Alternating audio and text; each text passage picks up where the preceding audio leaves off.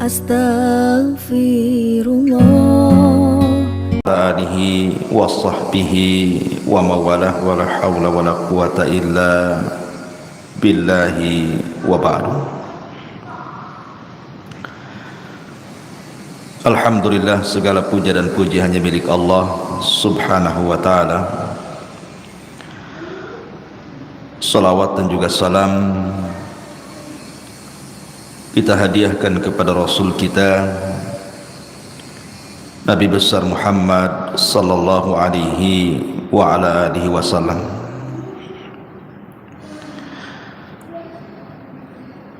Ma'asyiral muslimat yang dimuliakan Allah subhanahu wa ta'ala,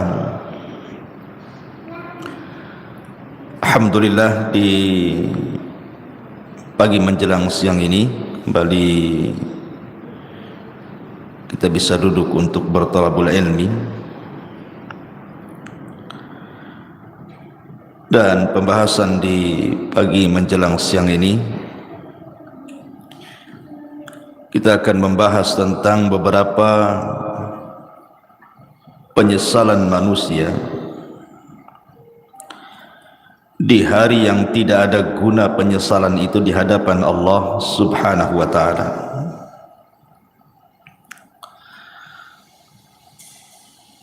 Ma'asyiral muslimat yang dimuliakan Allah subhanahu wa ta'ala, apa saja keinginan-keinginan manusia yang merupakan penyesalan dirinya dan tidak ada gunanya. Penyesalan itu tidak ada gunanya lagi.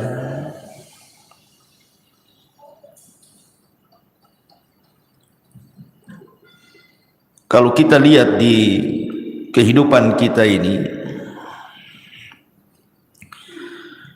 kita bertanya kepada orang-orang yang diberikan kekayaan oleh Allah subhanahu wa ta'ala,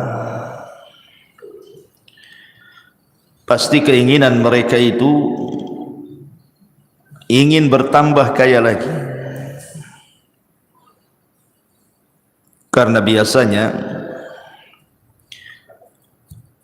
orang-orang yang diberikan dunia itu mereka tidak akan puas dengan dunia yang dimilikinya.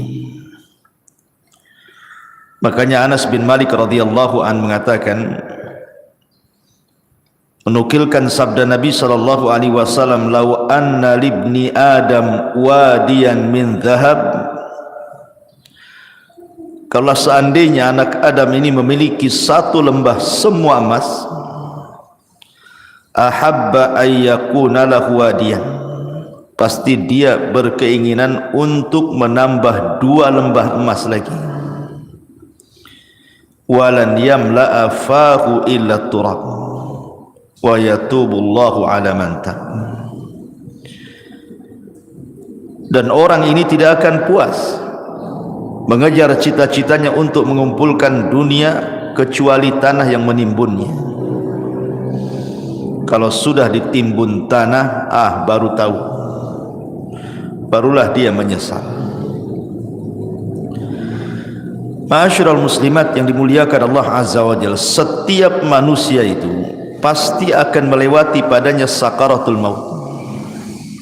Tidak ada satupun manusia pasti akan melewati yang disebut dengan sakaratul maut.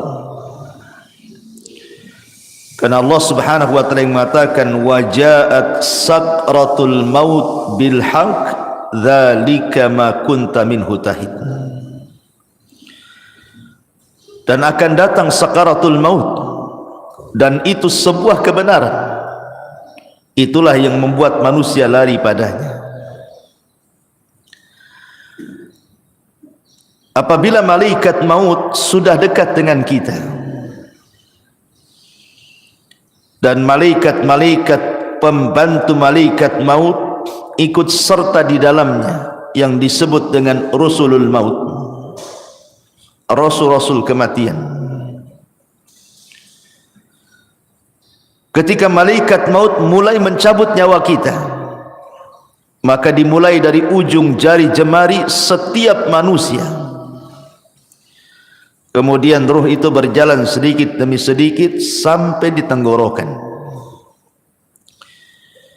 Ketika nyawa di tenggorokan inilah, maknanya manusia sudah tidak akan selamat lagi. Hatta idza balagatit tarak wa qila man rah. Sampai ketika ruh itu sampai di tenggorokan manusia, tidak ada yang bisa meruqyah dia mengembalikan ruh ke dalam jasadnya. Disitulah dia terbayang keinginan-keinginan, penyesalan-penyesalan yang tidak ada guna penyesalan itu. Apa saja penyesalan-penyesalan yang akan dirasakan saat detik orang sakaratul maut itu? Walaupun dia menjerit kepada Allah Subhanahu wa taala untuk dikembalikan ke dunia, melaksanakan penyesalan yang sudah ia tinggalkan, baik perkara yang harus dilaksanakan atau perkara yang harus ditinggalkan, percuma saja penyesalan kala itu. Inilah kita akan bahas beberapa penyesalan-penyesalan ketika orang berada fi firashil maut, tempat tidur kematian. Apa saja penyesalan-penyesalan itu? Ma'asyiral muslimat yang dimuliakan Allah Azza wa Jalla, kita harus bedakan keinginan orang-orang yang beriman saat detik-detik kematiannya dengan cita-cita orang-orang yang mereka jauh daripada keimanan. Maka penyesalan mereka tidak ada gunanya. Contoh saja umniyatus salihin, kehendak dan cita-cita orang-orang saleh. Apabila ruhnya sudah dicabut, kemudian badannya berada di atas keranda kematian, kemudian dibawa ke kuburan, maka orang-orang soleh akan mengatakan saat jasadnya dibawa ke kuburan, qaddimuni qaddimuni, segerakan aku, segerakan aku, segerakan aku, segerakan aku. Maksudnya jangan dilambatkan jalannya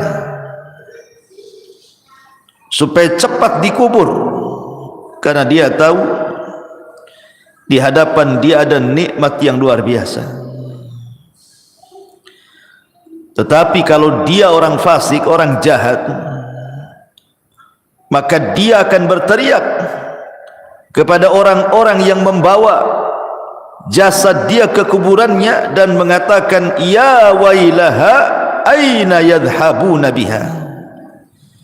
Celaka, celaka, hendak kau bawa kemana jasadku ini? Dia pun berteriak-teriak, tidak ada yang mendengar selain makhluk-makhluk di luar manusia dan jin. Ma'asyiral muslimat yang dimuliakan Allah Subhanahu wa taala, apabila seorang yang beriman betul-betul sudah dimasukkan ke dalam kuburan,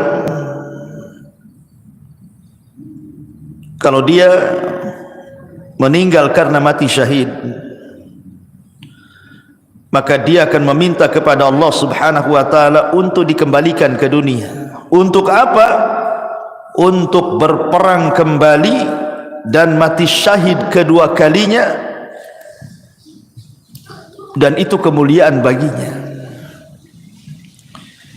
Makanya Jabir bin Abdullah radhiyallahu anhu pernah menceritakan saat kematian ayahnya Abdullah ibn Haram. Jadi saat kematian Abdullah ibn Haram, Jabir bin Abdullah ini dia merasa sedih. Bagaimana tidak ayah tercintanya satu-satunya harus mati syahid di Uhud. Kemudian sambil memeluk ayahnya yang sudah tidak bernyawa itu,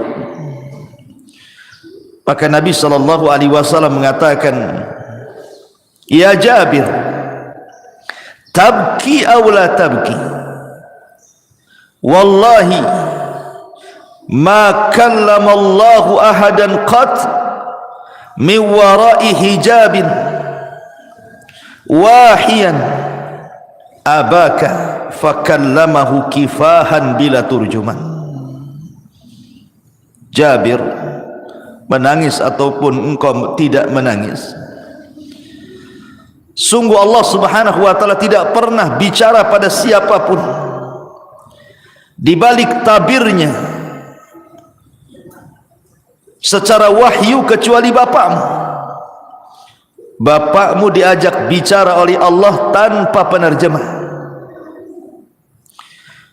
di mana Allah subhanahu wa ta'ala mengatakan kepada ayahmu, tamanna ya abdi, berangan-anganlah wahai hambaku, bercita-citalah wahai hamba-hambaku.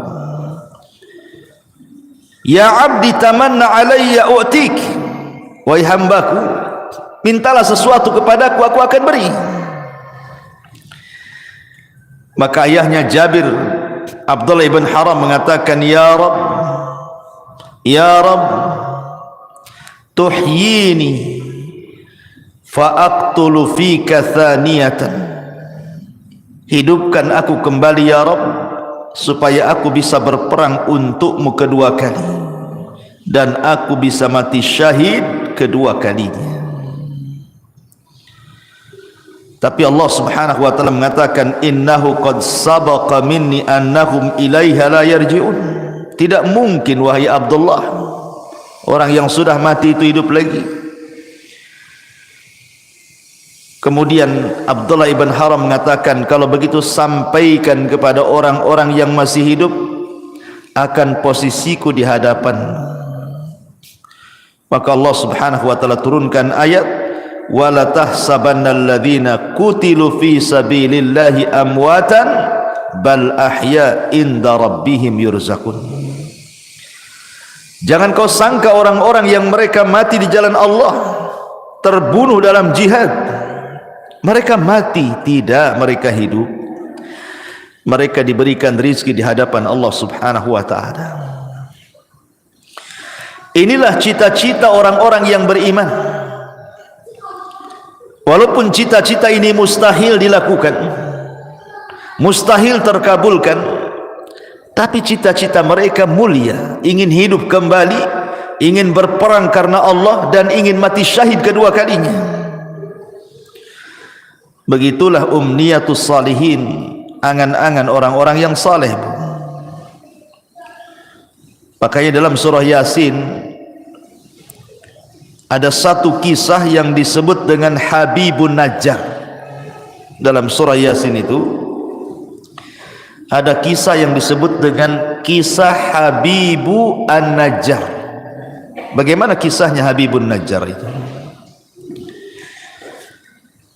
Jadi suatu hari di sebuah perkampungan di zaman setelah Isa bin Maryam, sebelum diutusnya Nabi SAW, di kampung itu atau daerah itu sangat penuh dengan kezaliman, penuh dengan kesyirikan. Diutuslah oleh Allah subhanahu wa ta'ala dua nabi untuk mendakwahi kampung tadi. Ada yang mengatakan bahwa dua orang ini bukan nabi, tetapi murid-muridnya Isa bin Maryam untuk mendakwahi daerah tersebut, tapi didustakan oleh kaumnya. Akhirnya Allah subhanahu wa ta'ala mengutus satu lagi untuk menguatkan yang dua orang yang sedang berdakwah itu, tapi didustakan lagi, sampai akhirnya tiga utusan ini hampir dibunuh. Datanglah seorang laki-laki yang bernama Habibun Najjar, yang sudah beriman sebelumnya kepada tiga utusan ini, memperingatkan orang-orang yang menentang tiga utusan itu. Kemudian malah dia jadi sasaran pembunuhan. Niatnya membela para utusan, akhirnya dibunuh oleh orang kampung itu. Ketika dia mati, maka ruhnya diperlihatkan sorga dan kenikmatan-kenikmatan di dalamnya, sampai Allah katakan qila dkhulil jannah, masuklah kau Habibun Najjar ke dalam sorga. Qala, maka Habibun Najjar mengatakan, ya laita qaumi ya'lamun bima ghafara li rabbi wa ja'alani minal mukramin. Duhai kiranya kaumku tahu, duhai kiranya kaumku tahu dengan apa yang Allah berikan dari ampunannya kepadaku, dan dia telah menjadikan aku orang-orang mulia, tentu mereka tidak akan mendustakan para utusan itu, katanya. Itulah umniyatus salihin, cita-cita, keinginan-keinginan orang-orang soleh apabila sudah meninggal. Akan tetapi di sana ada yang disebut dengan umniyatut talihin, keinginan, cita-cita, penyesalan dari orang-orang yang tidak memiliki keimanan, orang fasik, orang jahat, tetapi keinginan mereka hanyalah sebuah penyesalan, tidak ada guna. Apa saja itu? Pertama, mereka akan menyesal karena mereka meninggalkan sholat. Orang-orang yang sedang sakaratul maut ataupun orang-orang yang sudah mati, maka mereka akan menyesal kenapa ketika mereka masih sehat, masih hidup normal, mereka meninggalkan sholat. Ini yang akan jadi penyesalan orang-orang yang sedang sakaratul maut itu. Kenapa dulu aku meninggalkan sholat? Sampai-sampai disebutkan dalam hadis Abu Hurairah radhiyallahu an, suatu hari Nabi SAW lewat di sebuah kuburan. Kemudian Nabi bertanya, man sahibu hadal qabri, siapa yang dikubur di sini? Rasul bertanya kepada para sahabat, siapa orang yang dikubur di kuburan ini? Maka para sahabat mengatakan, fulan wa fulan, fulan dan fulan wahai Rasul. Maka Nabi SAW mengatakan, rak'atani ahabbu ila hadha min baqiyati dunyakum, wa fi riwayatin rak'atani khafifatani mimma tahqiruna yaziduha hadha fi amalihi ahabbu ilaihi min baqiyati dunyakum. Kata Nabi, 2 rakaat lebih dicintai orang yang ada di kuburan ini dibandingkan dunia yang kalian miliki. Dalam riwayat, 2 rakaat solat yang ringan yang kalian remehkan, tapi itu bisa menambah amalannya, itu lebih dicintai orang yang dikubur ini dibandingkan seisi dunia yang kalian miliki. Subhanallah. Orang-orang yang dikubur itu, Bu, atau orang-orang yang sedang sakaratul maut itu, mereka dicita-citakan ingin sholat, walaupun hanya 2 rakaat yang ringan, yang mudah dilakukan, tapi apalah gunanya penyesalan itu? Menyesal dia kenapa tidak sholat, menyesal kenapa dia tidak melakukan 2 rakaat sholat, tapi apa gunanya penyesalan itu? Tidak ada guna, tidak ada guna penyesalan itu. Padahal Nabi SAW saat detik-detik wafatnya, apa kata Rasul? As-salatu salat wa ma malakat aimanukum. Jaga solat, jaga solat, dan hamba-hamba sahaya di antara kalian. Bahkan Umar bin Khattab radhiyallahu an, saat detik-detik wafatnya, Umar sampai mengatakan, la hadza fil Islam liman tarakas salat. Tidak ada bagian dalam Islam, kata Umar, bagi orang yang tidak melaksanakan salat. itu di akhir-akhir usia Umar, saat detik wafatnya, dia ingatkan soal salat, persis seperti wasiat Nabi sallallahu alaihi wasallam, as-salatu shalah wa ma malakat aymanukum. Maka sebelum waktu itu akan datang, penyesalan akan diungkapkan.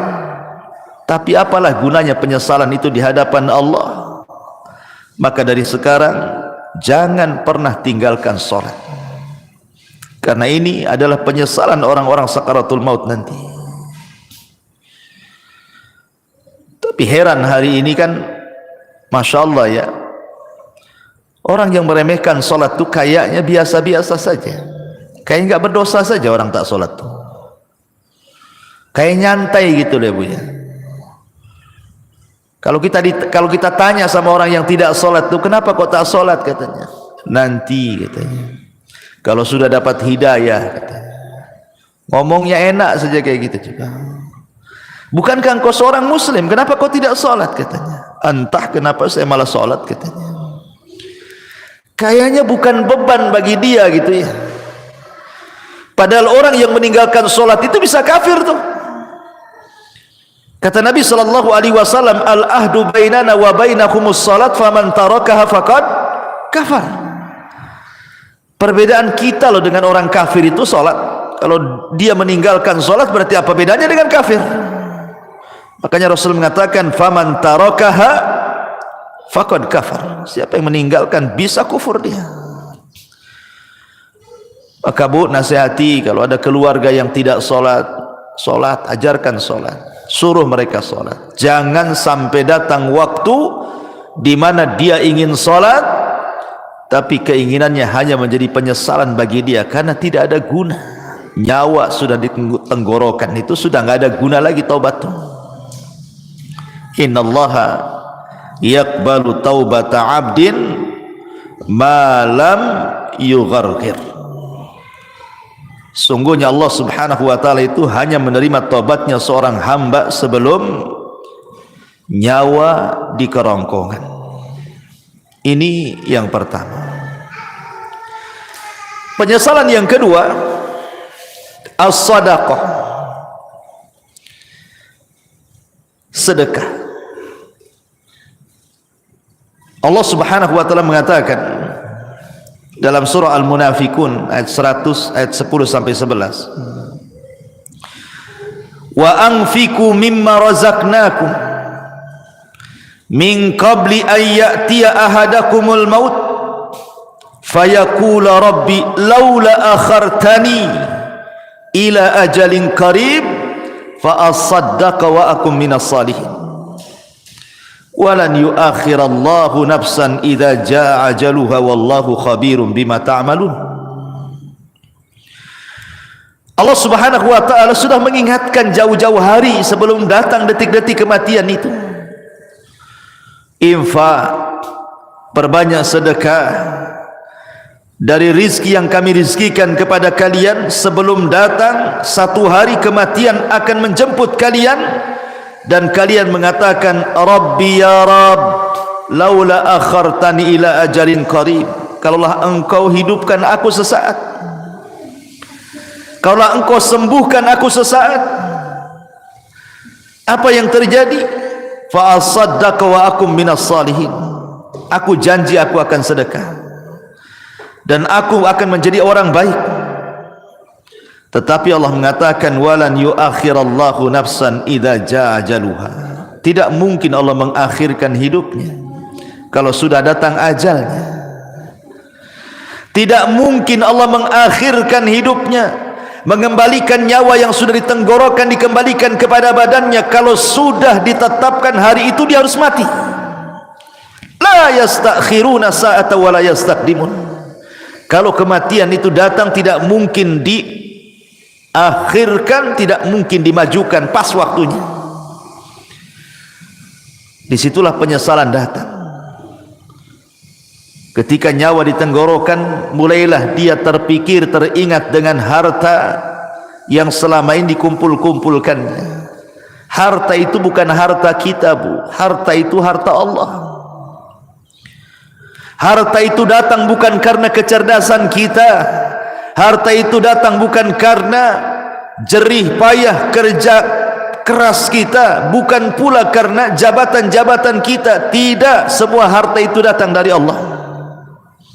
Makanya Qarun ketika mengatakan innama utituhu min ilmin indi, harta itu datang karena kecerdasanku, Allah katakan fa khasafna bihi wa bidarihil arda, kami tenggelamkan si Qarun dan seluruh kekayaannya. Ya, karena kekayaan itu bukan milik Qarun, kekayaan itu milik Allah.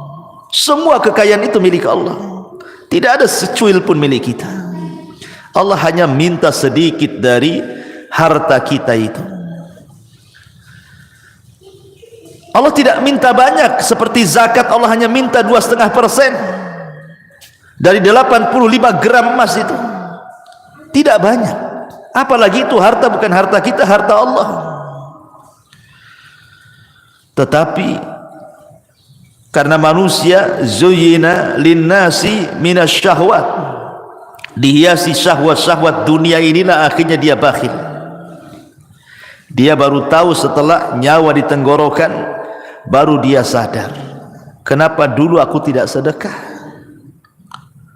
Laula akhartani ila ajalin qarib fa asaddaqa wa akum minas salihin. Kenapa aku tidak sedekah ketika aku sehat? Maka bagi anda yang Allah subhanahu wa ta'ala limpahkan rizki yang luas, dengan mudah anda mencari rizki itu tanpa ada kesulitan. Itu nikmat yang besar yang Allah subhanahu wa ta'ala anugerahkan kepada anda.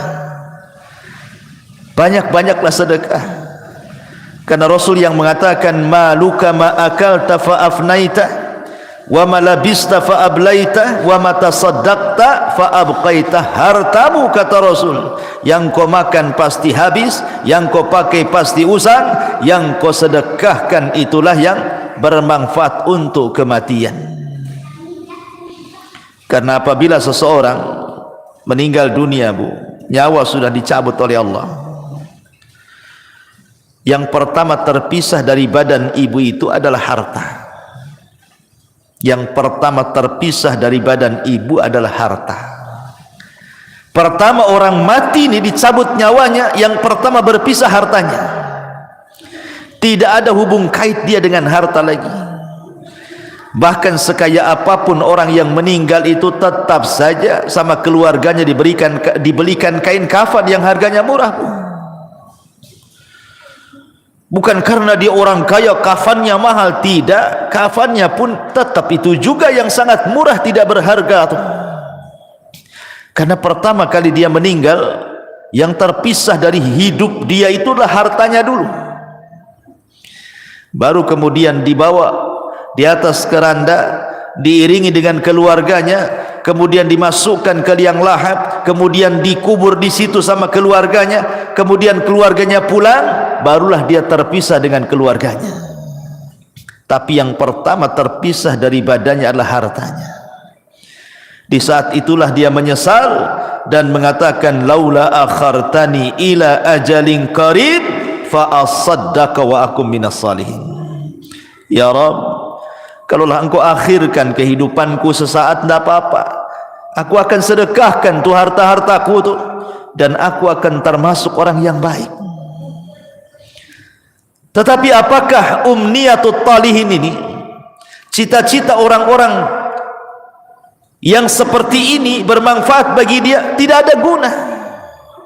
Harta sebanyak apapun kalau anda sudah meninggal, harta itu tidak bisa diambil lagi oleh anda, kan? Karena sudah menjadi rebutan ahli warisnya. Kenapa ketika kita masih hidup kita tidak sedekah? Ketika sudah mati baru kita teringat sedekah. Itu namanya penyesalan yang tidak guna, Bu. Penyesalan yang tidak ada guna bagi dia. Percuma penyesalannya. Ini yang kedua, sedekah. Yang ketiga, al-amalus salih, beramal saleh. Allah subhanahu wa ta'ala berfirman dalam surah Al-Mu'minun ayat 99 sampai 100.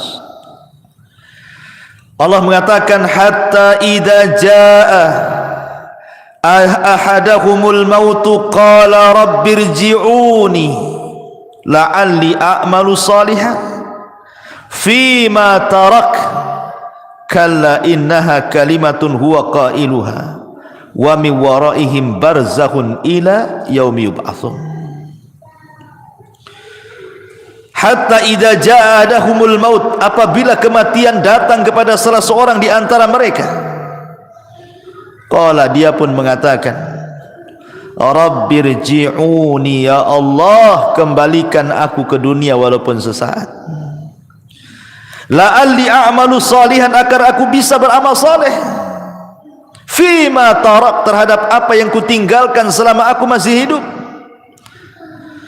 Jadi orang-orang ini, Bu, apabila nyawa di tenggorokan, apabila nyawa sudah di tenggorokan, sudah tidak mungkin diselamatkan, tidak mungkin lagi hidup lagi orang ini, maka dia akan menjerit-jerit dan mengatakan, rabbirji'uni, rabbirji'uni, ya Allah, kembalikan aku ya Allah.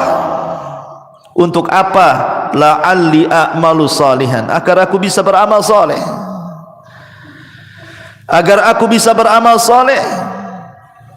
Fima tarak, dulu aku tinggalkan itu. Tapi Allah bantah dengan mengatakan, kalla innaha kalimatun huwa qailuha, ya Abdullah, mustahil, itu angan-anganmu saja, mustahil kau dikembalikan, itu angan-anganmu saja. Wa min waraihim barzakhun ila yaumi yub'atsun, karena antara dirimu dan dunia itu ada dinding pemisah yang disebut dengan barzah. Mustahil kau kembali ke dunia. Maka sebelum datang penyesalan yang tidak ada guna itu, Bu, perbanyak amal soleh, perbanyak amal soleh. Amal soleh kan banyak, baik yang bermanfaat untuk diri sendiri ataupun amal soleh yang bermanfaat untuk orang lain. Sekecil apapun amal itu pasti akan dibalas oleh Allah. Wa man ya'mal mithqala dzarratin khairan yara wa man ya'mal mithqala dzarratin syarran yara. Tapi apalah gunanya umniyatu talihin ini? Kalau sudah detik-detik wafat tiba-tiba mikir amal saleh, enggak ada guna, enggak ada gunanya. Yang ada dia akan dipertanggungjawabkan di hadapan Allah Subhanahu wa taala. Ini yang ketiga. Yang keempat, orang-orang yang akan menyesal saat detik-detik sakaratul maut adalah ketika di dunia dia tidak pernah membaca Al-Quran. Di dunia dia tidak pernah membaca Al-Quran. Sampai ada, Bu, di masyarakat itu yang usianya sudah 40 tahun, 50 tahun, 60 tahun, bahkan 70 tahun pun tidak pernah tangannya memegang mushaf Al-Quran, tidak pernah lisannya menggerakkan untuk membaca Quran. Subhanallah. Di masyarakat itu ada, dia muslim KTP-nya, tapi sama Quran itu tidak pernah baca. Apalagi ketika Allah memberikan fitnah kepada kita berupa handphone ini, dia bisa loh mengikuti berita politik, berseri, hari ini apa beritanya, besok apa beritanya, lusa apa beritanya, terus diikuti itu. Orang berkasus disidangkan di pengadilan, kita tidak ada hubungan kerabat dengan dia, Bu, diikuti kasusnya. Cemana sidang hari ini, cemana sidang besok, cemana sidang lusa, padahal nggak ada manfaatnya untuk kita tuh. Ibu bukan saudara dia, dia pun bukan saudara ibu. Sibuklah ibu cerita tentang persidangan dia, disibukkan hari-hari. Belum lagi yang nonton kuliner tuh, diikutilah itu, apa nih hari ini dia masak apa nih, besok masak apa, lusa masak apa gitu. Atau artis tertentu yang suka mamer-mamerkan kekayaan itu, Bu, diikutilah blognya itu, jadi subscribe-nya lagi, langganan dia. Wah, ini baru ngupload nih si artis ini. Apalah gunanya ibu dengan artis itu? Nggak ada guna kan? Manfaatnya apa? Dia yang kaya, ibu yang dalam ludah yang nengok di handphone itu kan, nggak ada guna tuh. Ngapain ngikut-ngikut kayak gitu itu? Coba kalau nggak ditonton artis itu, bangkrut juga dia. Jangan ditonton, nggak akan dia dapat duit juga.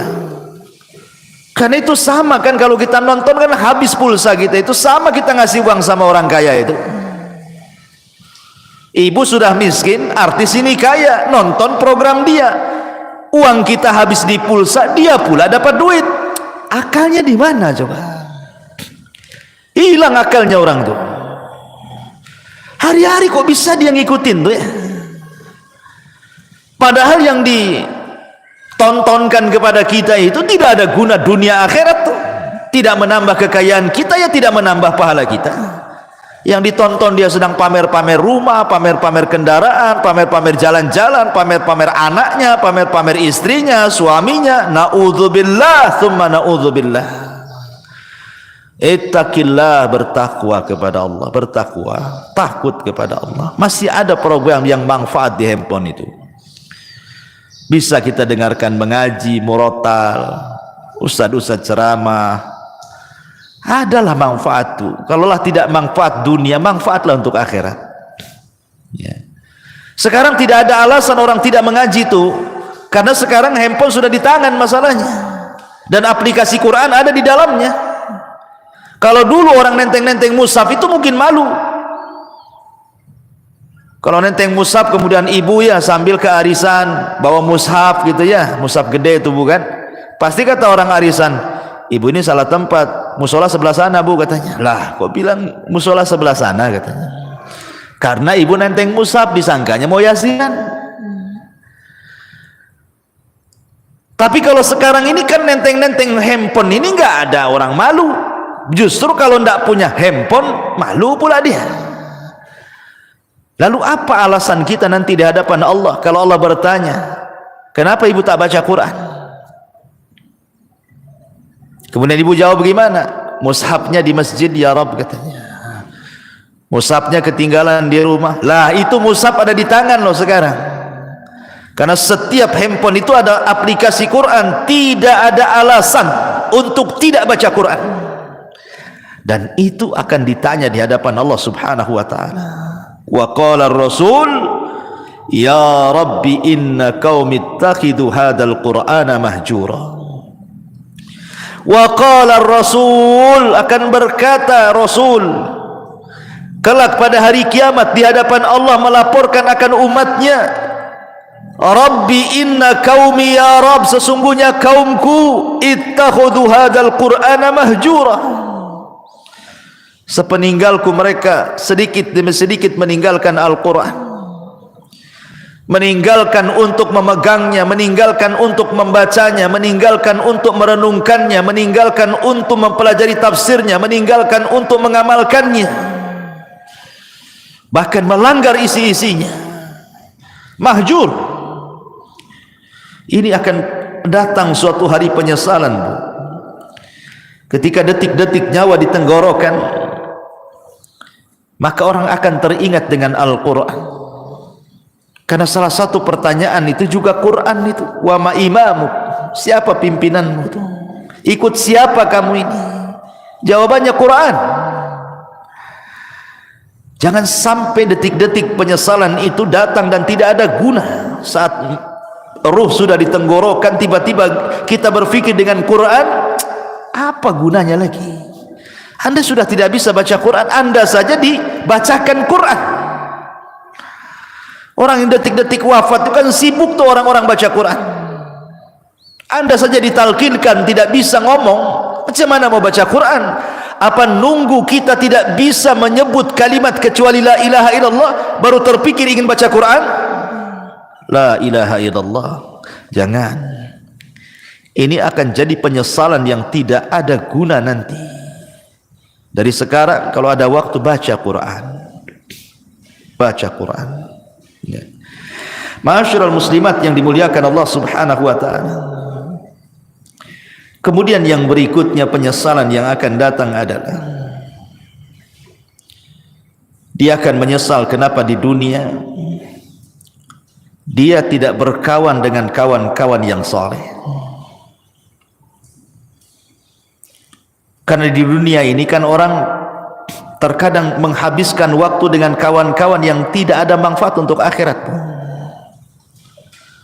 Kita lihat para pengusaha, orang-orang kaya itu, ya kawannya sesama pengusaha kan. Kalau orang miskin ya sama orang miskin lah kawannya kan. Pengusaha tak mau juga berkawan sama ibu pula.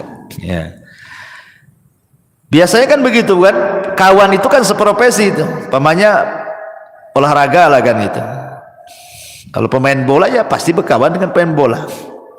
Nah mungkin lah pemain bola berkawan dengan bulu tangkis, gak nyambung tuh. Lah terkadang, subhanallah, kadang-kadang ya kita tidak hendak membicarakan lain-lain, ini hanya sekedar nasihat saja ya. Kadang ada orang tuh bergelut dengan dunia olahraga. Anggaplah dia mungkin timnas gitu ya. Hari-hari main bola saja tuh. Pagi latihan bola, siang latihan bola, sore latihan bola. Kawannya dengan orang-orang bola itu saja tuh. Besoknya gitu lagi, besoknya gitu lagi. Terkadang di antara mereka ada yang meninggalkan sholat, bahkan tidak sholat, bahkan mungkin kawannya orang kafir yang jelas-jelas kafir kan gitu. Olahraga itu tidak diharamkan, bahkan boleh jadi itu sebuah hal yang dianjurkan untuk kesehatan.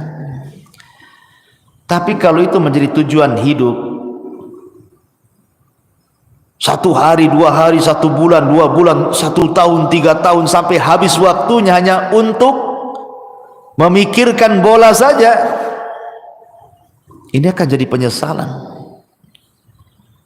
Akan jadi penyesalan. Orang-orang kaya yang berbisnis hanya hubungannya dengan orang kaya saja. Setiap ketemu bicara bisnis, setiap nelpon bicara bisnis. Pokoknya di otaknya bisnis, bisnis, bisnis, bisnis.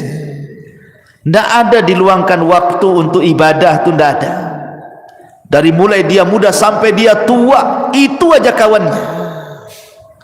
Tidak mau dia berkawan dengan orang soleh, dengan ustaz, dengan kiai, dengan ajengan, dengan teman-teman yang rajin ke masjid. Tidak ada. Hanya disibukkan, dilalaikan dengan dunia saja. Atau hari ini mungkin kawannya handphone lah, seperti yang saya sudah contohkan tadi, disibukkan dengan nengok blog artis, terus itu aja ditonton, sibuk komen-komen sana sini. Ini akan jadi penyesalan bu pada hari kiamat. Bahkan dia akan meminta kepada Allah Subhanahu wa taala,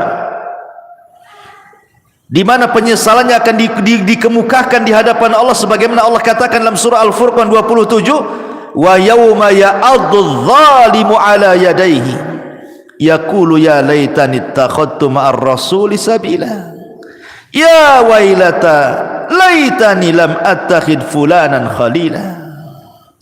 Pada hari di mana orang zalim menggigit jarinya dan mengatakan, duhai celaka, kenapa ketika aku masih sehat di dunia aku tidak mengambil Rasul sebagai kawan? Duhai celaka, celaka aku, kenapa aku tidak menjadikan si fulan itu kawanku? Makanya Hasan Al-Basri mengatakan, istaghfiru min sahibikumus salih fa innahu yanfa'ukum yaumal qiyamah. Cari teman-teman yang soleh, cari teman-teman yang baik, karena itu akan bermanfaat pada hari kiamat bagi pelakunya. Nanti akan menyesal kita bu. Kita hari-hari sama si fulan, si alan, dihabiskan waktunya hanya untuk jalan kemari dengan si fulan, si alan itu, ngobrol dengan si fulan, si alan itu, lupa bertahun-tahun, sampai lupa sholat, lupa puasa, lupa baca Quran, lupa zakat, macam-macam. Kan ada orang disibukkan hari-hari dengan itu saja kan. Lah nanti akan jadi penyesalan. Cari teman-teman yang baik, cari teman-teman yang saleh, supaya jangan jadi penyesalan di hadapan Allah Subhanahu wa taala. Ini kalau orang sudah sakaratul maut, tiba-tiba kemudian berpikir, kenapa aku tidak ke masjid bersama orang-orang yang salat di masjid? Kenapa aku tidak mengaji bersama orang-orang yang mengaji? Kenapa aku tidak membaca Quran bersama orang-orang yang baca Quran? Gak ada guna tuh. Gak ada guna, itu hanya umniah saja, angan-angan, cita-cita saja. Karena nyawa sudah di tenggorokan, apalah gunanya itu? Maka sebelum penyesalan itu datang, dari sekarang cari teman-teman yang baik yang bisa menyelamatkan kita. Ma'asyiral muslimat yang dimuliakan Allah Azza wa Jalla. Lalu apalagi orang-orang yang melalaikan keluarga, orang-orang yang melalaikan keluarga di masa hidupnya. Boleh jadi dia biarkan anak-anaknya bermaksiat kepada Allah, orang tuanya membiarkan anaknya seperti itu. Anaknya membuka aurat, dibiarkan saja, tidak pernah disuruh menutup aurat atau diberikan jilbab untuk menutup aurat.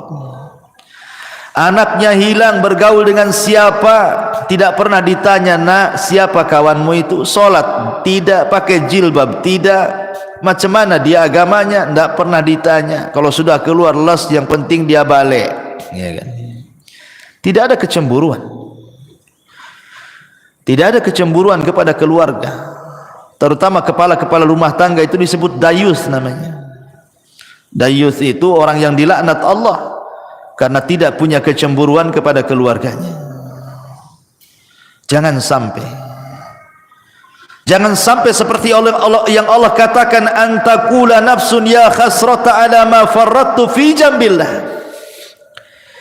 Jiwa akan mengatakan, duhai aku rugi, ma farrattu fi jambillah, berapa banyak kemudian kelalaian-kelalaian yang aku lalaikan di sisi Allah. Aku tidak mengurus keluargaku, tidak bertanggung jawab kepada keluargaku, tidak mengarahkan mereka ke dalam agama, tidak mengarahkan mereka untuk salat, untuk baca Quran, untuk belajar agama. Semua akan ditanya nih, semua akan ditanya dan akan menjadi penyesalan kelak pada hari kiamat. Amanah ini akan ditanya. Ya hasrata ala ma farrattu fi jambillah. Ma'asyiral muslimat yang dimuliakan Allah Subhanahu wa taala. Maka sebelum itu terjadi, arahkanlah orang-orang tua, ibu-ibu, supaya anak-anak itu menjadi anak yang soleh dan solehah. Karena itu manfaatnya untuk kita. Masalahnya, apabila ibu sudah meninggal, siapalah yang mendoakan itu kalau bukan anak-anak? Ibu sudah tidak bisa beramal di kuburan itu. Ibu hanya menanti doa anak-anak yang mengatakan, Rabbighfirli wali walidai, ya Allah ampuni aku dan kedua orang tuaku. Itulah harapan kita ketika masuk kuburan itu, adalah transfer doa-doa ampun dari anak-anak kita. Dan itu tidak mungkin dilakukan anak kecuali kita yang mendidik anak itu dari kecil sampai dia menjadi anak soleh dan soleh, baru dia akan doakan orang tuanya. Dan ini akan jadi penyesalan, kenapa dulu saya tidak didik anak saya. Pernah saya ceritakan kan sama ibu, bu, saya itu waktu di Kijang, Tanjung Pinang sana, saya disuruh untuk memandikan jenazah. Ustaz, bisa enggak mandiin jenazah? Bisa, ada waktu insyaallah. Jadi saya datanglah ke rumahnya, saya mandikan jenazah, saya juga kafani bapak yang meninggal itu, kemudian saya solatkan. Ketika jenazah itu dari rumah hendak diangkat ke musola, karena dekat musolahnya dari rumahnya itu. Kan biasa, bu, kalau ada orang meninggal kan depan rumah pasti sudah dipasang terop, kursi-kursi sama RT di situ itu. Jadi setelah kemudian jenazah itu di masjid, coba saya tanya, mana keluarganya, biar dia di saf pertama mau saya bimbing supaya dia mendoakan orang tuanya, karena kan doa yang paling mustajab itu doa ketika sholat jenazah kan Bu, bagi si mayat itu, dan itu doa terakhir anaknya kan gitu. Habis itu tidak akan melihat lagi kekanak-kanak akan dikubur. Jadi saya panggil lah, mana anaknya? Jadi orang-orang mengatakan tuh anaknya tuh sedang duduk-duduk di kursi itu di terop, di bawah terop tuh katanya. Jadi saya bilang suruhlah mereka nyolati bapaknya tuh. Itu terakhir kali lah saya mau ngomong. Tapi dipanggil-panggil Bu, anaknya nggak ada yang mau sholat, nggak ada yang mau nyolati bapaknya, asli rokokan aja di situ. Sempat saya ngelus dada, subhanallah, ada anak yang durhaka kayak gini kan. Itu bapaknya terakhir mati Bu, anaknya bukan satu orang, ada 5 orang, semua duduk-duduk di situ, rokokan itu. Dipanggil-panggil dia bilang sudah disolatkan aja katanya, disolatkan aja katanya. Tidak mau dia menyolat itu. Ada apa dia dengan bapaknya? Tapi dengan peristiwa ini kita lihat kan, ini yang salah mesti bapaknya nih ketika dia masih hidup. Tidak mungkinlah kalau seandainya bapaknya itu baik mendidik anak-anaknya itu, kok anak-anaknya nggak mau nyolati dia gitu kan? Mesti ada dendam dengan anak-anaknya ini. Ini saya saksikan Bu. Apa menunggu seperti ini gitu ya kan? Orang tua ketika meninggal menyolatkan saja anaknya tidak mau gitu kan? Nauzubillah. Ini penyesalan yang tidak ada guna orang seperti ini. Karena kalau sudah besar anak itu bisa melawan orang tuanya. Betapa banyak orang-orang tua yang sakit hati kemudian bercita-cita, nak kalau kau tahu durhaka kepadaku di dewasa ini, sudah kecekik kau di masa bayi biar mati. Banyak tuh orang tua itu yang menghendaki kematian anaknya karena kurang ajar dia kan. Di masyarakat kan banyak yang seperti ini Bu ya. Jadi janganlah kemudian sampai datang pada waktunya tiba-tiba kita menyesal. Ketika nyawa di tenggorokan dia menyesal kenapa dulu dia tidak mendidik keluarganya, tidak mengarahkannya, tidak menasihatinya, tidak menjadikan mereka anak-anak yang saleh dan salehah. Umniyatut talihin, yang seperti ini umniyatut talihin, bukan umniyatus salihin namanya. Angan-angannya orang-orang jahat, percuma, nggak ada guna ya. Maka inilah perkara-perkara Bu, jangan sampai seseorang itu di detik-detik wafatnya banyak hal yang dicita-citakan tetapi tidak mungkin terlaksana dan tercapai karena sudah tidak ada lagi hubungan antara kehidupan dunia. Kita sudah masuk alam barzah, masalahnya alam kematian, ada barzah di situ pemisah. Dan kalau orang sudah masuk kubur itu tidak mungkin sholat, puasa, zakat, haji, tak mungkin. Dia sedang sibuk dipertanggungjawabkan di hadapan Allah semua amalannya, sedang ditanya man rabbuka wa man nabiyuka wa madinuk. Sehingga disitulah banyak orang yang menyesal. Wallahu a'lam bishawab. Inilah perkara-perkara yang akan menjadi bahan penyesalan bagi orang-orang saat detik-detik wafat ataupun setelah kematian.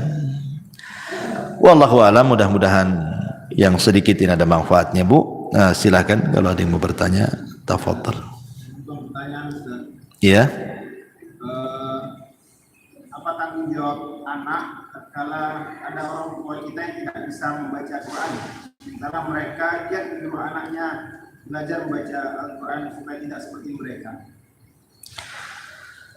Apa yang harus dilakukan anak apabila orang tuanya tidak bisa baca Quran tapi orang tuanya nyuruh-nyuruh baca Quran gitu? Iya. Kiat anak tetap menasihati orang tua. Orang tua tetap harus baca Quran. Setua apapun ibu, tetap harus baca Quran. Baca Quran itu tidak terbatasi waktu dan usia. Justru makin tua, makin rajin baca Quran harusnya. Ustadz ibu saya tak bisa baca Quran. Macam mana tuh? Tapi dia nyuruh-nyuruh saya untuk belajar Quran. Ambil positifnya. Dia kan sudah nyuruh baca Quran, berarti itu positif tuh. Jangan ambil negatifnya. Ngapain ibu aja nggak baca Quran, saya ya ikut-ikut lah kan gitu. Ambil positifnya. Kemudian yang kedua, nasihati ibunya. Nasihati ibunya. Jangan pernah malu untuk membaca Quran. Ustaz, saya tidak bisa baca Quran, datangkan orang yang mengajarkan Quran. Lebih baik ibu keluar uang untuk membayar orang baca Quran, atau datang ke tempat-tempat belajar Quran yang gratis, kan ada tuh. Sampai di Batu Haji itu kan umat-umat di sana, masya Allah luar biasa. Mereka membuat kelas-kelas Quran. Nah, kebetulan saya pembinanya di situ. Jadi mengambil anak-anak jalanan, orang ibu-ibu yang jual-jual koran di lampu merah, nanti didekati gitu kan sama umat di sana itu. Berapa penghasilannya sehari? Oh sekian. Ya udah saya kasih uang sekian, tapi kau belajar Quran.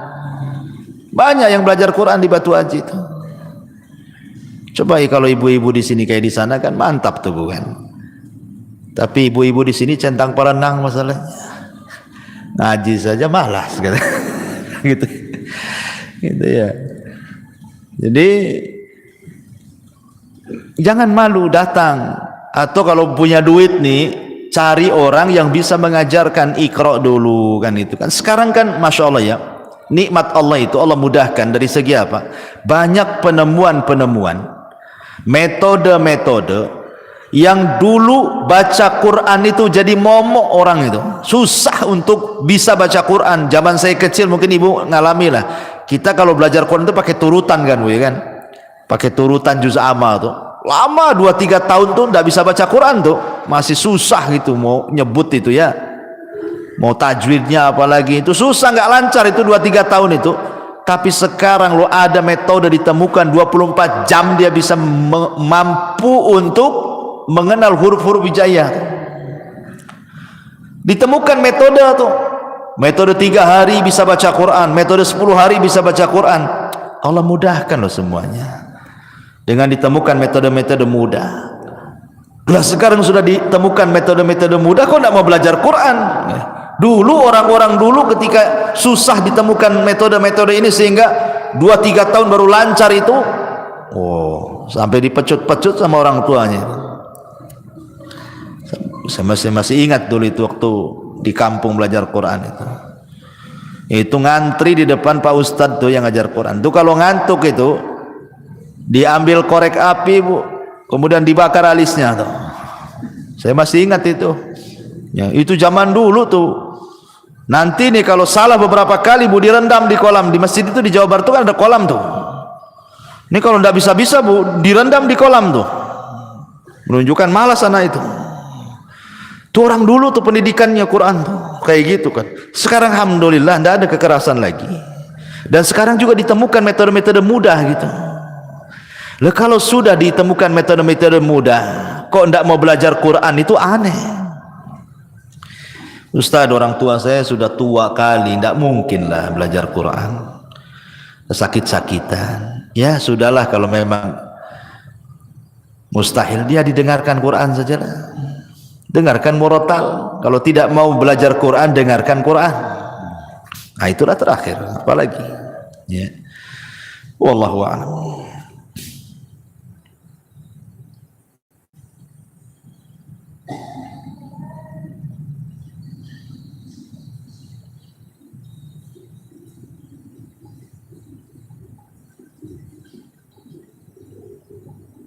Lagi Bu.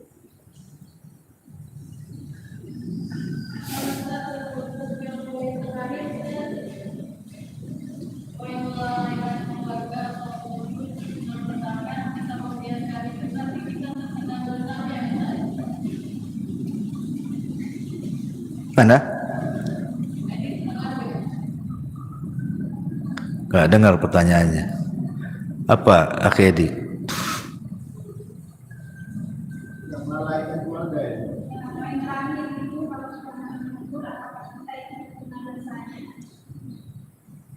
Yang melalaikan keluarga semasa hidup Ustaz. Nah, tatkala kita tidak menegur, apakah kita terkena dosanya? Oh iya, alhamdulillah. Ya kalau seandainya kita bagian daripada keluarga tersebut, ya kita harus menegurnya. Kita harus menegurnya, jangan melalaikan. Kalau kita bagian daripada keluarga tersebut, itu dalam rangka tanasuh wa tawasau bil haqqi wa tawasau bis sabri namanya. Saling tanasuh dengan kebenaran. Tegur. Pamannya ibu nih, ya suaminya cuek-cuek saja gitu kan. Ibu pula yang berinisiatif. Ngomong, tolonglah bang, abang ini kepala keluarga. Ya, arahkanlah anak itu. Saya sudah coba juga ngarahkan anak tak bisa-bisa gitu kan. Kerja saling mengingatkan kan memang harus begitu, tanasuh saling mengingatkan. Kadang ada waktu-waktunya lalai, waktu-waktunya lupa, ya harus diingatkan. Atau umpamanya ibu mengingatkan keluarga saudara. Keluarga saudara umpamanya ibu punya adik, sudah berkeluarga lah gitu. Hidupnya jauh dari agama. Ya ibu nasihatilah, dek janganlah kayak gitu. Ya sholat, ya sekolahkanlah anakmu itu di sekolah-sekolah Islam, gitu kan. Itu bagian tanasuh, walaupun itu bukan tanggung jawab ibu itu. Karena kalau sudah adik atau kakak itu kan sudah berkeluarga kan sudah beda kamar kan gitu Pak ya. Ya, tetapi kan dalam rangka tanasuh ya tidak apa-apa kita sampaikan saja kepada keluarga. Itu dalam rangka dakwah kepada keluarga, ku anfusakum wa ahlikum nara. Jaga diri kalian dan keluarga kalian dari api neraka. Ya tidak apa-apa, terus diingatkan saja. Wallahu a'lam. Taib, saya kira cukup. Sudah 11:30. Subhanakal bihamdika asyhadu an la ilaha illa anta astaghfiruka wa atubu ilaik. Allah taala. Assalamualaikum warahmatullahi wabarakatuh.